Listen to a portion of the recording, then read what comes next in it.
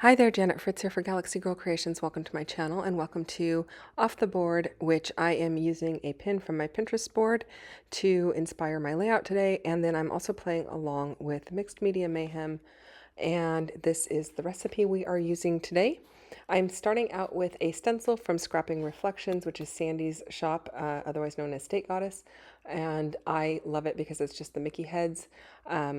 I find this repetitive pattern to be really cool and different. And I'm going to go ahead and use a little bit of Moon Dust Stickles glitter gel on the left-hand side. And I'm using my favorite palette knife. I'll put a link down below for these products that are available in case you're interested in them.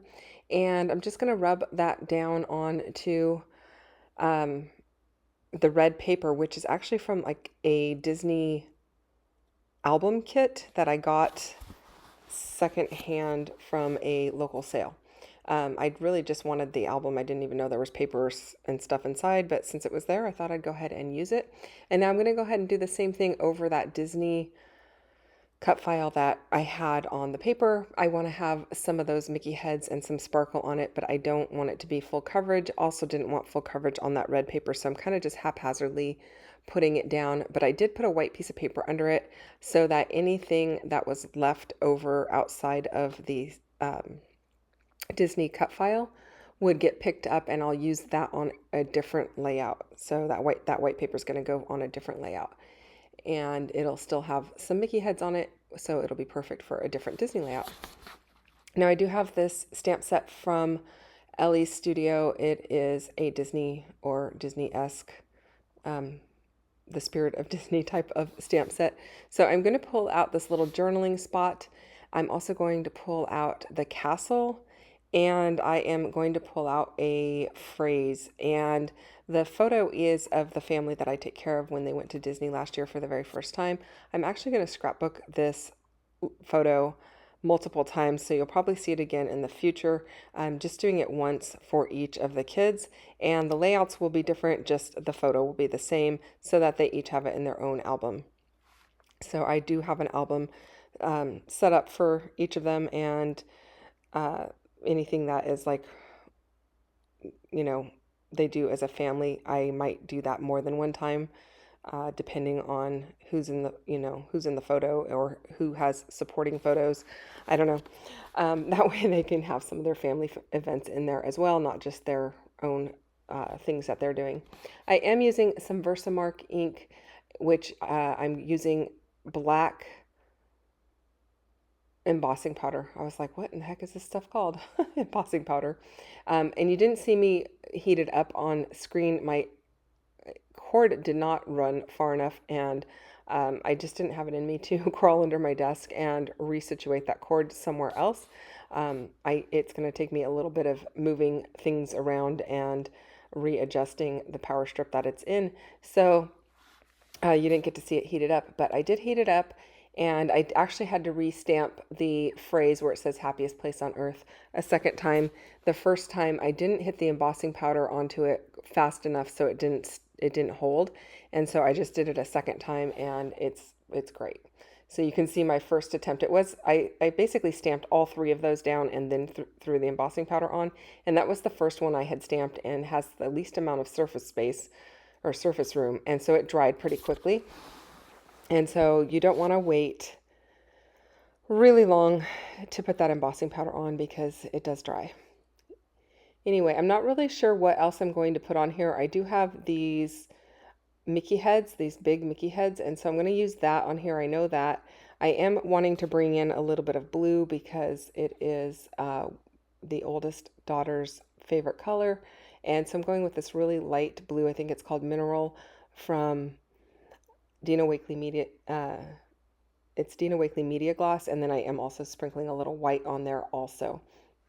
I'm going to use my ATG to hold the Disney in place. I'm going to go ahead and put it onto the photograph first, and I'm going to trim the inside where it shows inside the D and the E because I don't really want that part showing. And I think that looks good rather than having some gaps in between like the N and such, because if I lined the E up with the outside of the photo, the N would have been further away from the photo and not lined up And then I would have had a blank space between the N and the photo, and I didn't really want that. It's kind of awkward. And since my cut file has the edge of the Y cut off, I went ahead and had it hang over to the edge of the white paper that I backed this entire red piece on. I took about, I don't know, maybe five, 3/8 of an inch off of the outside of the red so that it could be bordered by that white. And I'm liking how that looks, just a little bit over a quarter of an inch. So I'm going to also use this Catherine Pooler ink in, I believe that is Stone Blue. It's either Stone Blue or Cove Blue. I'll put the link down below for that also. I'm inking those edges up in the blue just to bring out a little bit more of the blue. There's a lot of blue in the photograph between the sky and the clothes they are wearing and portions of the castle. I thought it would be a really good mix as well. And so I'm going to go ahead and do that. And I'm using I think it's a Simple Stories book of, it's either Simple Stories or Echo Park. Oh my goodness, I don't even know. I've had it in my stash for a long time. It's a book of stickers, basically. And it's got this kind of weird blue color in it. It's not really bold. It's kind of understated and almost muted, like muted to gray. And so I'm pulling those in, and that's what made my decision on the ink colors that I chose for the rest of my layout, for the mineral blue that I used in the mist and in the inking of the edge of the papers. Excuse me. I am using a little bit of foam to pop those little circular pieces up on to, though the stickers in the sticker book are not really thick, they don't have very much support, so you definitely want to make sure if you're going to pop them up onto something that you get really good coverage in the back, because they're pretty flimsy. And so I don't have a punch that I can punch the foam in. My punches are not quite,